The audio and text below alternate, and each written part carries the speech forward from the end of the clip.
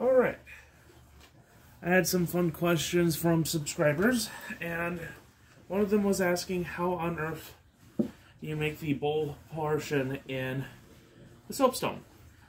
Well, it's actually kind of easy. So you start with your raw chunk, figure out where you can make your bowl, and it's almost kind of a feel and guess game. Like, for instance, with this stone, I would have to more dig in through the middle portion and just take into account for such things as this this divot in.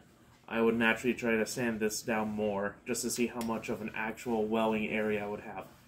And to be honest, before you start digging your well, you should probably get it smoothed down to something like this, where you have it all rounded, you have pretty plain, good, flat areas, and kind of know where your well portion can kind of be. Like, for instance, with this, I can only go so deep, so I would start digging into this portion, and then how to get the, middle wick portion. Literally, it's just a matter of you take your chisel, and you just keep working your way around, and slowly, just kind of a middle portion just naturally pops up on its own. It actually is rather stable once you get it to a certain depth. And if you need to trim it down, just make sure you have a nice thin carving knife. It helps you kind of scrape off any excess soapstone. Remember, you can always take more off of a soapstone compared to adding. Other than that, how you do circles and all that stuff, you literally just take a coin and you just carve the outline, and then you just slowly take away, dig through there.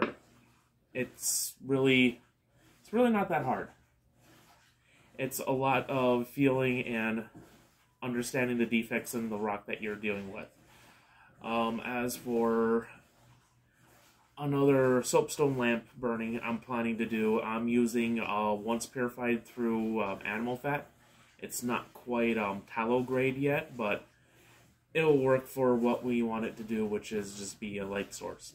I very loosely packed it, and there's only a little bit in there, so I'm going to see how well this stuff holds up. And then I plan to purify the tallow again, so I have a more pure substance of it. And then what I plan to do is just try to loose pack it again and see just if there's a time difference or even a light difference.